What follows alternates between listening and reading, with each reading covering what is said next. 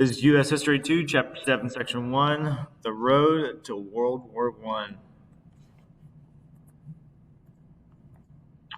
So, around 1914 in Europe, there was a lot of tension. There was a lot of wars, smaller wars that happened in the past 50 years preceding World War I, and there was just a war waiting to happen with everybody conflicting, and there were certain things that happened that made it a perfect storm for World War I to happen at this time. So what a world war is a war that involves many large nations in different locations around the world. All right, so this is the world what it looked like in 1914. There's a lot of empires, as you can see that the colors, French own a lot of Africa. Everything red is by the British. Just a lot of Russia has its own empire. There's an Ottoman Empire, which has a lot of the Middle Eastern countries in it. So there's a lot going on in the world with a lot of superpowers. And this was known as the First World War. But at that time, there was only one World War. They didn't call it that. They called this the Great War. So, why did the Great War happen? Nationalism. This is pride in one's nation or ethnic group. There was a lot of pride in everybody's ethnic group in Europe at the time. Different ethnic groups in Europe wanted to break free from being ruled by these giant empires, as we mentioned. So this was the Austria-Hungary Empire. And see how many different nationalities there are. Each country, each different kind of flag, it's its own nationality. But they were ruled under this one empire. And these people didn't want to be ruled by one empire. They wanted to be their own country. So it kind of started tensions within their own empire. But European countries also started really boasting about national pride, kind of how the United States says, oh, we're number one, we're number one. Well, all these countries started kind of doing that.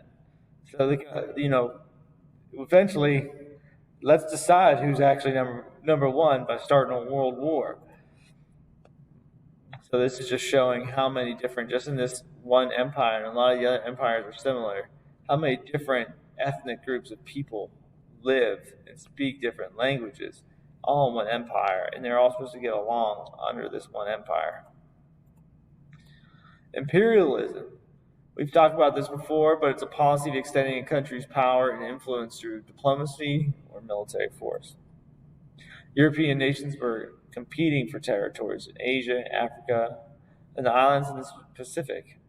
So they're kind of dividing up all these smaller countries, saying, hey, this looks awesome. Can we get in there, invade, and take some of their territory? So England and France did not like Germany expanding and threatening their territories. Germany, Britain and France were the main players in gobbling up all this territories and all these indigenous people.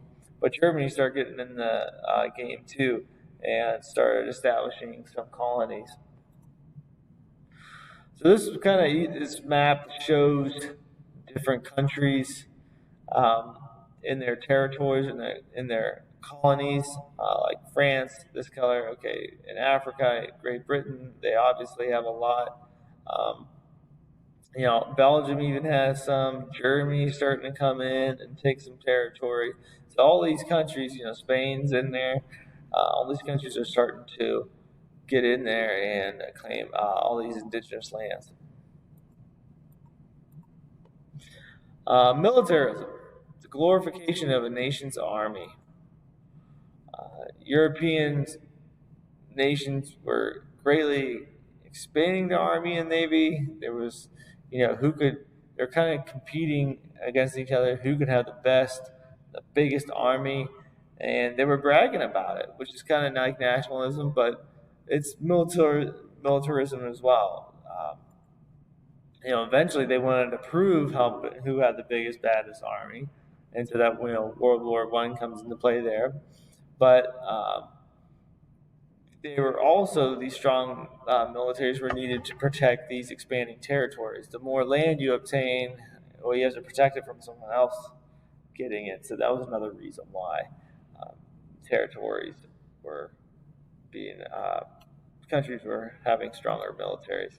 And then European countries also wanted to prove that they had the greatest, the most powerful, the best, and they wanted to show each other who had the best. And they wanted to finally decide. So, also, the fourth reason is the alliance system. And this is where countries join together for a common goal or a mutual defense against other countries. So it's always good to have allies. And what they did was that, like a strong European nation would have a bunch of smaller allies with similar beliefs. So the thought was the enemy of my enemy is my friend. So if you have a common enemy, maybe we should be allies.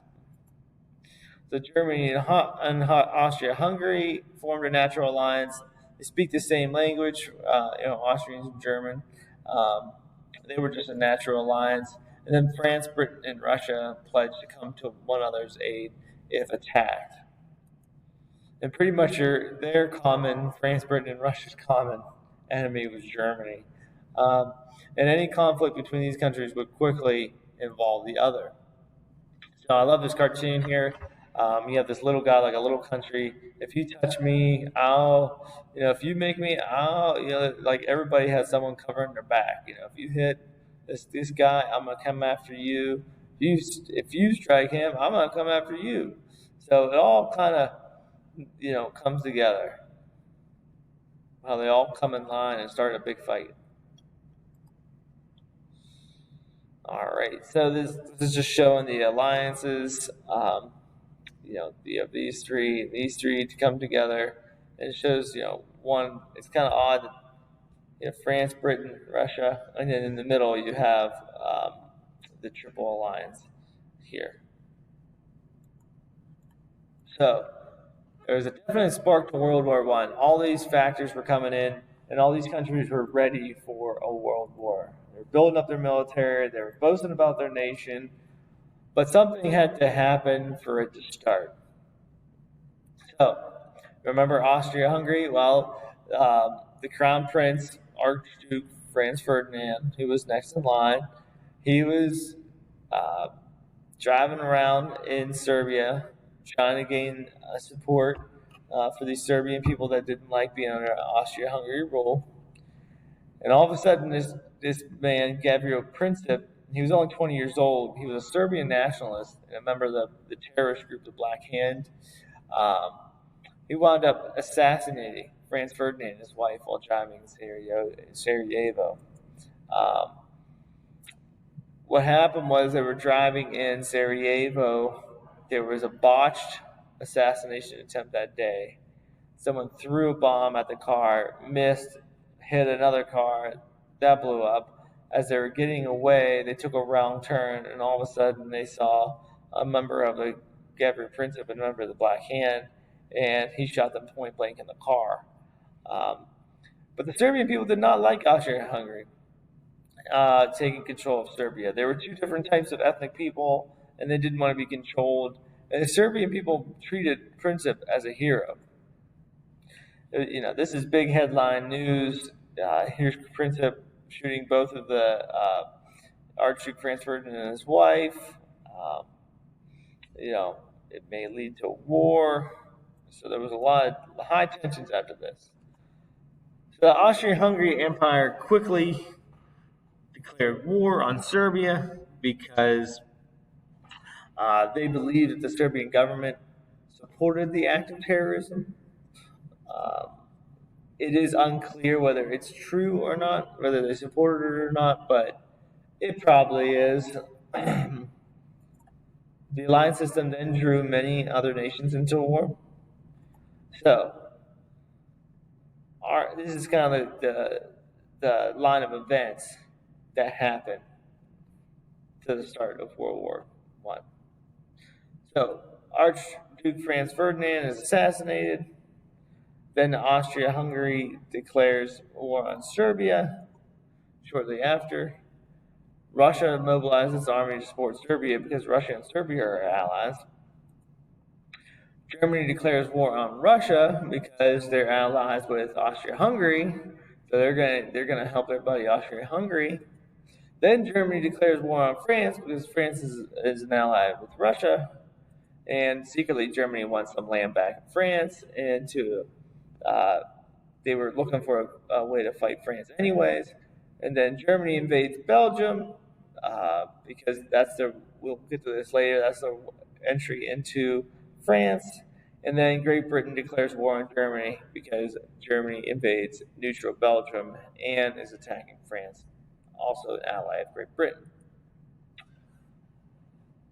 So this is just showing the total population of the country, that what percentage of it is mobilizing. So they just had huge armies, like 20% of the people are in the army and they're ready to fight. So there's these massive armies and they're ready to clash. There's a war ready to happen.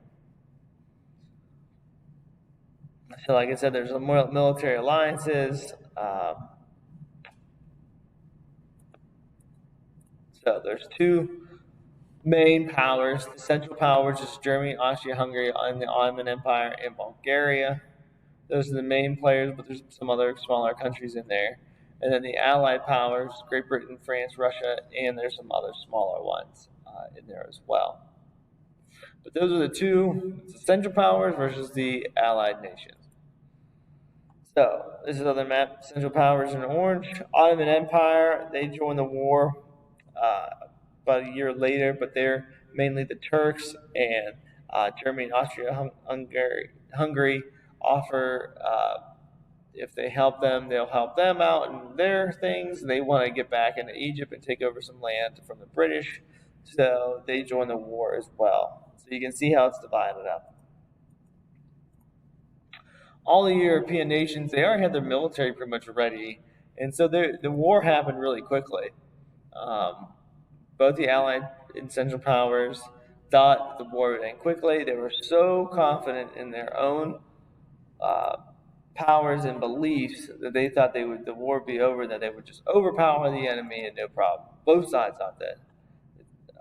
What happened was they were both pretty evenly matched, and the war lasted for 4 years.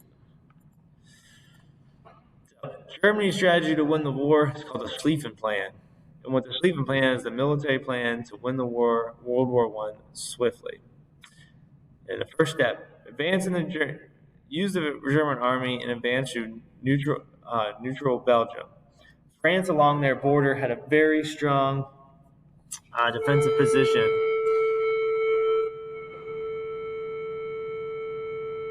They had created a very strong defensive position because of previous wars with Germany.